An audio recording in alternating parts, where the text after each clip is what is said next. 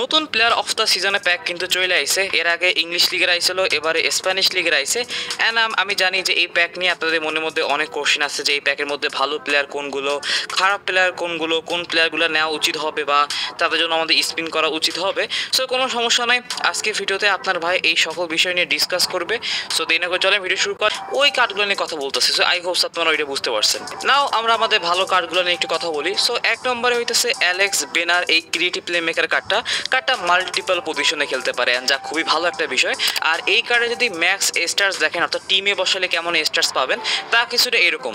দেখেন কার্ডটা যে অনেক বেশি ভালো আমি এমন বলবো না, বাট একদম যে খারাপ আবার এমনও না, ঠিক আছে? মানে আপনার কাছে ক্রিয়েটিভ প্লে মেকারে কোনো ভালো অপশন না থাকলে কার্ডটা আপনি ব্যবহার করতে পারবেন।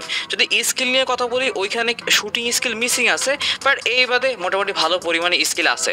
সো আমি একবার ভাবতেছিলাম যে কার্ডটা কি রাখবো না, বাট আমার মতে কার্ডটা একদমই খারাপ না, মানে একদম বাজে না, ঠিক আছে? যদি আপনার কাছে কোনো ভালো অপশন না থাকে দেন আপনারা কার্ডটা চাইলে ব্যবহার করতে পারেন। আই হোপস আপনারা বুঝতে পারছেন। এরপরে কার্ডটা হইতেছে এম এ পজিশনের এই হোল প্লেয়ার কার্ডটা। যদি এই কার্ডটার ম্যাক্স স্টার্স দেখেন তা কিছুটা এরকম। আই মিন এইটা একটা ডিসেন্ট হোল প্লেয়ার কার্ড, ভালো ফিনিশিং আছে, পাসিংও মোটামুটি ভালো আছে, ড্রিবলিং একদম খারাপ নাই, স্পিড ভালো আছে। সো এক কথায় বলতে গেলে স্টার্স একদম বাজে না। আর যদি স্কিল নিয়ে কথা বলি, এর কাছে হ্যালো মোটো লং রেঞ্জ শুটিং আছে, on touch pass, through passing, outside colour.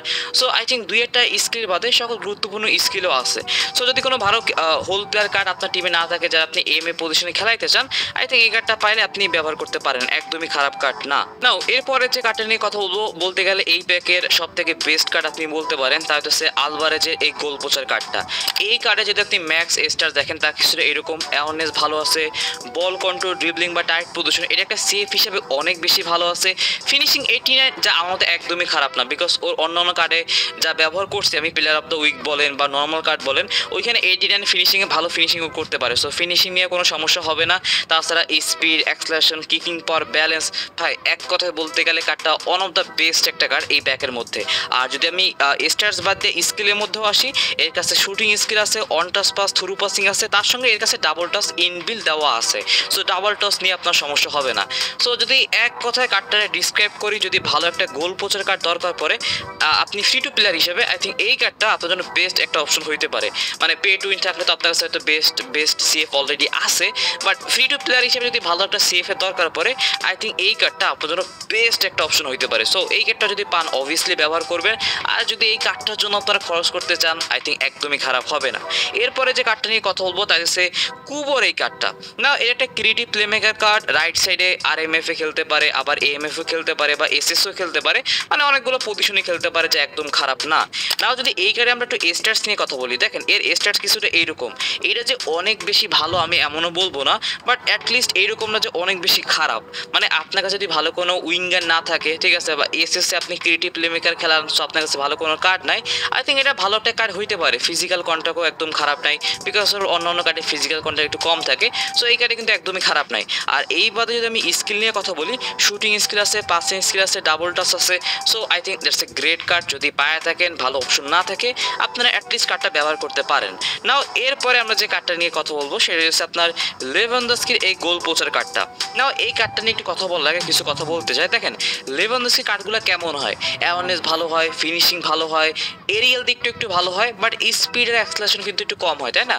কিন্তু এই কার্ডে যদি আপনারা ম্যাক্স স্টার্স দেখেন তা কিছুটা এরকম। অ্যান্ড দেখতেই পারতেছেন এর অ্যাওয়ারনেস ভালো, বল কন্ট্রোল, ড্রিবলিং কিন্তু ভালো আছে, তার সঙ্গে আপনার ফিনিশিংও ভালো আছে, এরিয়াল দিকটা একদম খারাপ নাই। কিন্তু তার সঙ্গে আর একটা প্লাস পয়েন্ট আছে, তাতে এর স্পিড আর অ্যাক্সেলারেশন, এইটা কিন্তু লেভানডস্কি অন্য সকল কার্ডের থেকে অনেক বেশি আছে। একদম বেশি না হলেও অনেকটাই কিন্তু বেশি আছে লেভানডস্কি কার্ডের সাথে তুলনা করলে। সো এক কথায় বলতে গেলে কার্ডটা কিন্তু এই দিক থেকে অনেক বেশি আগে আছে অন্যান্য কার্ডের তুলনায়। আর যদি এই কার্ডের স্কিল নিয়ে কথা বলি, শুটিং স্কিল আছে, অন টাচ পাস আছে, হেডিং আছে, অ্যান্ড তার সঙ্গে ইনবিল ডাবল টাচ দিয়ে দেওয়া আছে। সো আমি যদি একটা ভালো সিএফ এর কথা বলি, আই থিঙ্ক এইটা আপনার জন্য ভালো একটা অপশন হইতে পারে। স্পেশালি যারা অত বেশি ফাস্ট সিএফ দরকার নাই, বাট মোটামুটি স্পিড থাকলে চলবে, অ্যান্ড আপনারা একটু হেডিংও চান একটা কার্ড থেকে, যে ফিনিশিংও ভালো হবে, মোটামুটি স্পিডও থাকবে, আবার হেডিংও থাকবে, এইরকম যে কার্ডগুলো আপনারা চান, আই থিঙ্ক এই কার্ডটা আপনার জন্য বেস্ট একটা অপশন হইতে পারে। কার্ডটা আপনার দৌড়াইতে পারবে মাঝে মাঝে, অ্যান্ড মাঝে মাঝে হেডিংও করতে পারবে। সো এক কথায় বলতে গেলে কার্ডটা একটা বেস্ট অপশন হইতে পারে। না এরপরে আমরা যে কার্ডটা নিয়ে কথা বলবো তা হচ্ছে স্কোর, এই ক্রিয়েটিভ প্লে মেকার কার্ডটা। নাও এই কার্ডে যদি আপনারা ধরনের ম্যাক্স স্টার্স দেখায় তা কিছু এরকম। আর এক কথায় বলতে গেলে যদি আপনার একটা ভালো ক্রিয়েটিভ প্লেমেকার দরকার পড়ে এই কার্ডটা আপনার জন্য একটা বেস্ট অপশন হইতে পারে। ওই রকম স্টার্স এর মধ্যে আছে। আর স্কিল নিয়ে কথা বললে এর কাছে সেরকম স্কিলও আছে, মেবি দুই একটা স্কিল মিসিং আছে, বাট ওভারঅল একটা ক্রিয়েটিভ প্লেমেকার হিসেবে কার্ডটা একদমই খারাপ নয়, পাইলে আপনারা অবশ্যই ব্যবহার করতে পারেন। না এরপরে কার্ডটা হচ্ছে আপনার জন গার্সিয়ার এই গোলকিপার কার্ডটা। না ওর হাইট 191, আই থিঙ্ক যা একটা ডিসেন্ট হাইট একটা গোলকিপারের ক্ষেত্রে। আর যদি এই কার্ডের আপনার প্লেইং স্টাইল নিয়ে কথা বলি তাহলে অ্যাটাকিং গোলকিপার। আর যদি এই স্টার্সের ক্ষেত্রে আসি, দেখেন এর স্টার্স ডিসেন্ট, মানে একদম খারাপও না একদম ভালো না। জাম্পিং ওই অন্য অন্য কার্ডে যেমন হয় যে সব স্টার্স ভালো থাকে বাট জাম্পিং কম থাকে, এইখানেও সেই সেম অবস্থা। সো জাম্পিং বাদে অন্য অন্য স্টার্স ঠিকঠাক আছে। এর যদি ফর্ম নিয়ে কথা বলি তা হচ্ছে আনওয়ারিং ফর্ম, সো এই দিক থেকে কোনো সমস্যা নাই। আর এর কাছে ভালো পরিমাণে স্কিলও আছে, জিকে লো পয়েন্ট আছে, হাই পয়েন্ট আছে, পেনাল্টি সেভার আছে, সো মোটামুটি ভালো পরিমাণে স্কিলও আছে। দেখেন গোলকিপার আমরা অনেকগুলো ফ্রিতে পাইতেছি, লিভাকোভিক বলেন, ডিয়েগো কোস্তা বলেন, অথবা আপনার ওইখানে আবিয়াতি কয়দিন আগে আইছিল, তাছাড়া আপনার ভিক্টর ভায়া আছে। সো এই সকল গোলকিপার থাকলে মেবি আপনি এটা অ্যাভয়েড করতে পারেন। বাট অনেকেই আছেন যারা এইগুলো মিস করে গেছেন, সো ওই সকল গোলকিপার আপনার কাছে না থাকলে আপনারা এই কার্ডটা পাইলে অবশ্যই ব্যবহার করতে পারেন। আমার তো একদম খারাপ গোলকিপার না। নাও এরপরে আমরা যে কার্ডটা নিয়ে কথা বলবো এইটা মেবি এই প্যাকের একটা আন্ডার রেটেড কার্ড হইতে পারে, অ্যান্ড তা হচ্ছে এই এলবি পজিশনের ডিফেন্সিভ ফুলব্যাক কার্ডটা। দেখেন গেমের মধ্যে অত বেশি ডিফেন্সিভ ফুলব্যাক আসে না, আর ওই হিসাবে যদি আপনি এই কার্ডটা স্টার্স দেখেন তা কিছুটা এইরকম ভালো ডিফেন্সিভ স্টার্স আছে, স্পিড অ্যাকুয়েশনও ভালো আছে, তার সঙ্গে ফিজিক্যালিটিও ভালো আছে। আর যদি আপনার স্কিল নিয়ে কথা বলি, man marking, interception, blocker, area superiority, so এক কথায় বলতে গেলে ডিফেন্সিভ অ্যান্ড অফেন্সিভের মধ্যে on touch pass, low lofted pass, so কিছু অফেন্সিভ স্কিলও আছে। সো ভালো একটা লেফট ব্যাক দরকার পড়লে অনেকের কাছে আপনার কোস্তা করতে ফ্রিটা নাই, সো এই কার্ডটা আপনারা চুজ করতে পারেন। সো এটা একদম কিন্তু খারাপ কার্ড না। নাও এরপরে আমরা যে কার্ডটা নিয়ে কথা বলবো তা হচ্ছে সিএফ পজিশনে এই কার্ডটা। না এটা একটা টার্গেট ম্যান কার্ড, আর এই কার্ডে যদি বেস্ট স্টার দেখেন দেখা যাচ্ছে এরকম অ্যাওয়ারনেস 89, যা আর একটু বেশি হলে লাইক 90 বা তার উপরে একটু বেশি ভালো হইতো, বাট 89 একদম খারাপ না। বাট টার্গেট ম্যানের যে বিষয়টা মেইনলি দরকার, হেডিং বা ফিজিক্যালিটি বা জাম্পিং, তা এই কার্ডটার মধ্যে আছে। কার্ডটার ফিনিশিং ভালো আছে, হেডিং ভালো আছে, জাম্পিং ভালো আছে, ফিজিক্যাল কনটাও কিন্তু ভালো আছে। সো এক কথায় বলতে গেলে যারা ক্রসিং গেম প্লে করতে পছন্দ করেন আর একটা সিএফ আপনার দরকার, আই থিঙ্ক এইটা আপনার জন্য বেস্ট একটা অপশন হইতে পারে।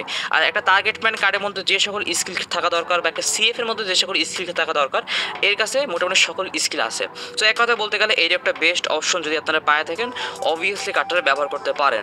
সো এই হচ্ছে এই প্যাকের ভালো কিছু কার্ড যা আপনারা পাইলে অবভিয়াসলি ব্যবহার করতে পারেন, বা যেইগুলোর জন্য আপনারা কয়েন খরচ করতে পারেন। নাও আরও কিছু কার্ড আসছে যা একদম খারাপ না, বাট আমার মধ্যে কয়েন খরচ করে নেওয়ার মতো না, দ্যাটস আমি এর কথা বলি নাই।